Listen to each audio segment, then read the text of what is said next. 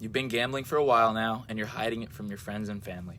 You feel isolated and alone, and now you're stressed out because the financial pressures are finally catching up to you. You've finally lost too much, and you're not able to pay it back this week.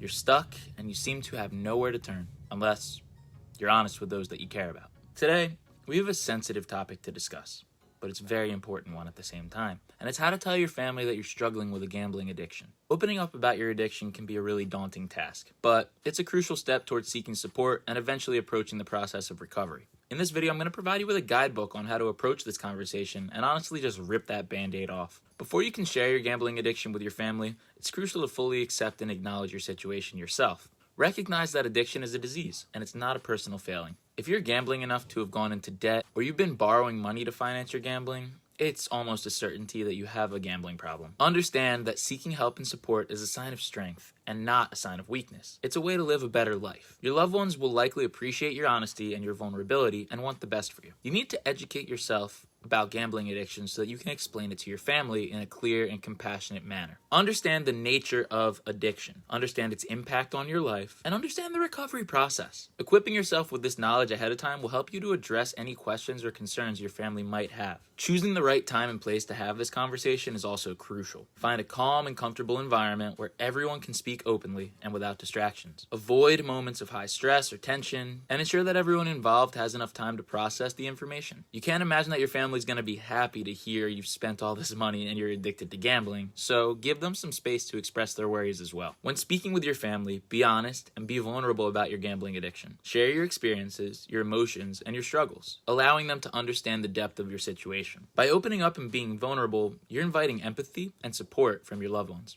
It's essential to come prepared with information and resources that can help your family better understand your addiction and to help them better understand the recovery process. Provide them with educational materials, websites, or support group information. You can even show them my account and this very video if you want to. This demonstrates your commitment to getting better, and it shows that you're actively seeking help. Your family may have questions, concerns, or even negative reactions when you share your gambling addiction with them. So be prepared to answer their questions honestly and patiently. Address any concerns they may have and provide reassurance that you're taking steps towards recovery that are tangible and clear. Clearly express your need for support from your family. Let them know that their love, understanding, and encouragement are crucial elements in your recovery journey. You want to share specific ways that they can support you, such as accompanying you to a support group meeting or helping you to create a supportive environment at home. Eventually, they can even help you manage your finances. I spoke about this in a video that I made just recently that you can see here. Recovery is a journey, and it may not be a smooth path. Reassure them that you're committed to seeking help and that their support is invaluable. I remember when I first told my family about my gambling addiction, though I don't think it was too much of a surprise. Up to that point, my reputation was being the gambler, but no one really knew how much time and money I was sinking into it. So what the surprise was kind of telling them what the severity of the situation was,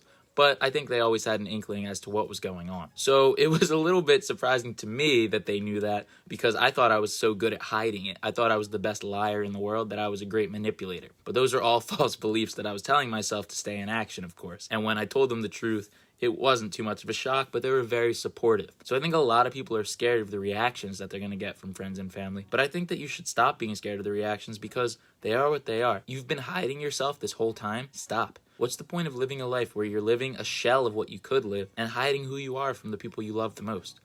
Tell them what's up and start to work towards becoming better and living a better life. Nothing's going to change until you do, and if you're constantly hiding from everyone else, you're honestly probably hiding from yourself. You need to get out there and you need to be honest, and then the difference will be made. Stop being scared to change. Change is always a little bit scary, but we suffer more in our imagination than we do in reality. When you get out there and do it, you're going to realize that it's exactly what you needed to do. Don't be scared, just be you. But if you feel overwhelmed or you anticipate a difficult conversation, do consider seeking professional guidance. A therapist or counselor experienced in addiction can help facilitate this conversation, provide guidance, and offer support to both you and your family during this challenging time. This is, again, if you're very scared about the situation and it might be a tough conversation. Being honest is the best policy because it's the first requirement towards seeking help. If you aren't willing to admit that there's a problem or put it out there that you need help, you can't expect any help is going to come your way. If you found this video informative or thought-provoking, please give it a thumbs up and please leave a comment down below with any further questions you may have about this process. If you want to support this channel, the number one thing that you can do is to smash that subscribe button to stay up to date on the content that I create here. If you've just hit that button, then welcome to the community. Let's start being honest with those we care about, and let's keep getting better together,